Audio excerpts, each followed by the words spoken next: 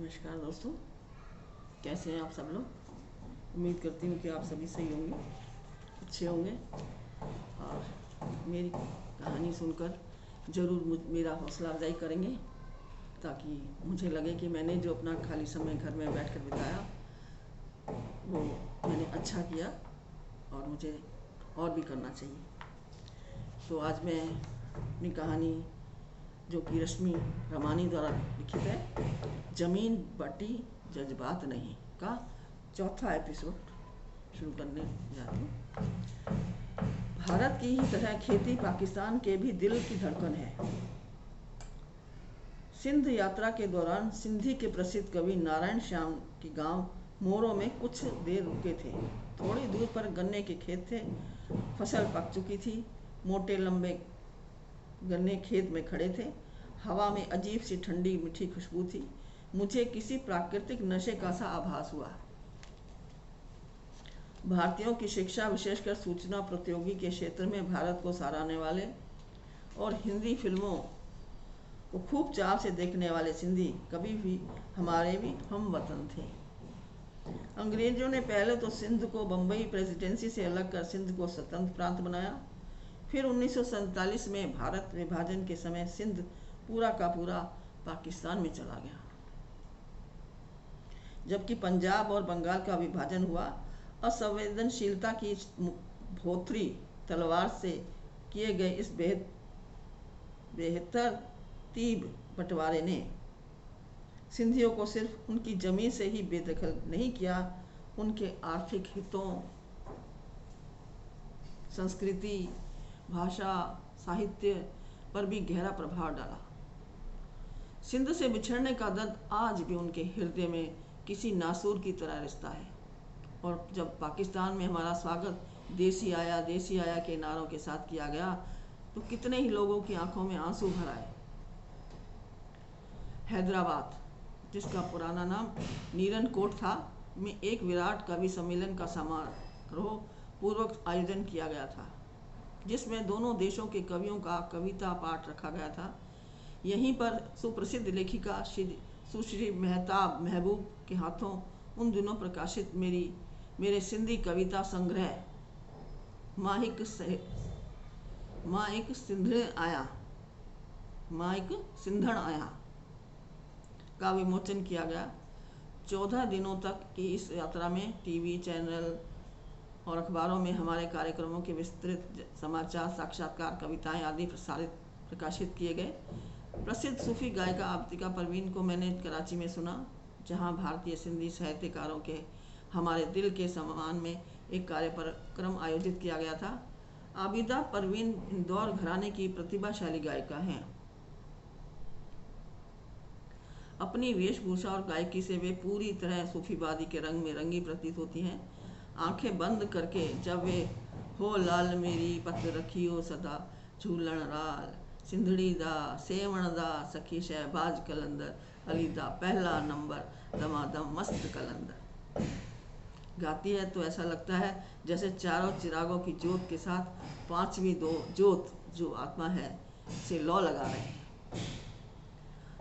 कवित्री अतिया दाऊद, लेखक और चिंतक इब्राहिम जोजियो, सामाजिक कार्यकर्ता सोहो ज्ञानचंदानी के साथ सिंध के लेखकों, शिक्षाविदों, संगीतकारों का साथ तो अविस्मरणीय ही था ही। मंच के स्थानीय कलाकारों साजिदा खुश, तुफैल सजमनानी की संगीतमयी प्रस्तुति भी कम नहीं थी। सारे दल को मंच पर इन्होंने अपने साथ नचाने की जिद को पूरा करके ही दम लिया। कराची में कॉन्फ्रेंस के समापन सत्र में सिंध ग्रेजुएट एसोसिएशन एवं सिंधी अकादमी दिल्ली की ओर से कुछ महत्वपूर्ण घोषणाएं हुई और कविता पाठ का कार्यक्रम रखा गया, जहां मैंने बंटवारा कविता पढ़ी थी। इस कविता को मैं भी आपको पढ़ के सुनाती हूँ। नक्शान वीस ने उठाई कलम, जमीन के नक्शे के बीच खींची रेखा और कहा, हे हिंदुस्तान ए पाकिस्तान, हे हिंदुस्तान ए पाकिस्तान, मजदूर ले आए कांटेदार तार, सरहद पर खड़ी की बागड़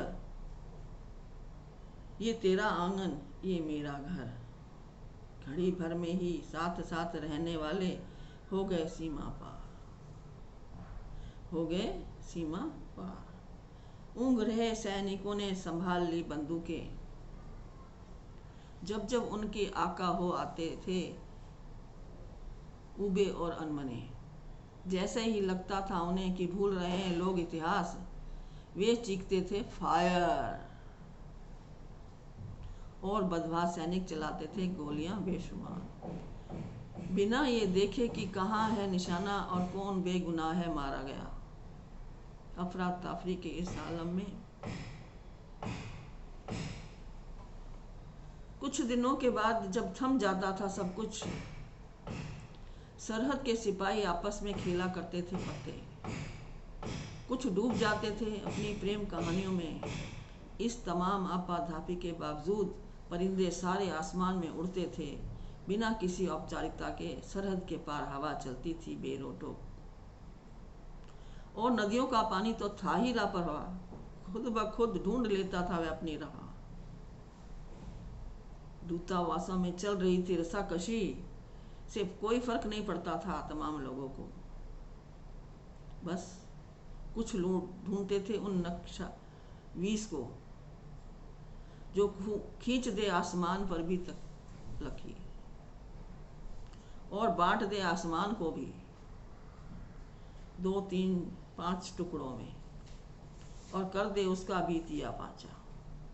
उन्हें चाहिए थे ये जादूगर जो मोड़ सके पानी का बहाव, रोक दे हवा की रफ्तार, अपनी नकाब्यामी पर कोसते हो शायद भगवान को भी।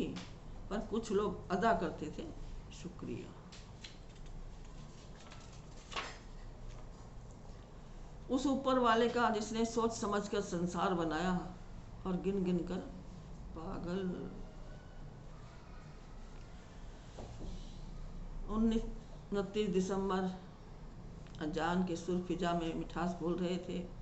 मैं एक बार फिर कराची से जिन्ना इंटरनेशनल एयरपोर्ट पर थी। दिल्ली में कोहरे के कारण अधिकतर उड़ानें देरी से आ जा रही थी, सो मुंबई से वापसी की। पाकिस्तान इंटरनेशनल एयरलाइंस के विमान के धरती से ऊपर उठते ही लगा जैसे धरती पुकार रही थी कि फिर कब मिलोगे, फिर कब आओगे। मैंने शायरों, संतों, आशिकों की ये महान धरती को अलविदा कहा। बदलते हुए हालातों के मद्देनज़र शायद ही फिर कब सिंध जाना हो सके। ढेर सारी मोहब्बत, अनगिनत स्मृतियाँ, थोड़ी सी बेचैनी और उदासी को साथ लेकर आई थी मैं। वही था पिछले जन्म का छूटा हुआ अधूरा एहसास। धन्यवाद दोस्तों, आज इस कहानी का पूरा एपिसोड हो चुका है।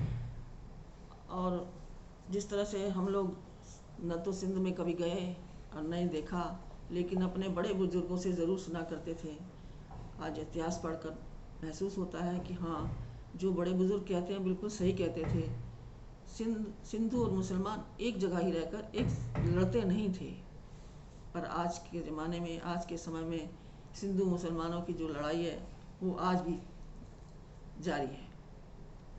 उम्मीद करती हूँ कि इसको समझकर, पढ़कर ये तो समझ में आ गया कि सिंधु मुसलमान और हिंदू कोई दो नहीं, एक थे, एक हैं और एक ही रहने चाहिए देश में। धन्यवाद।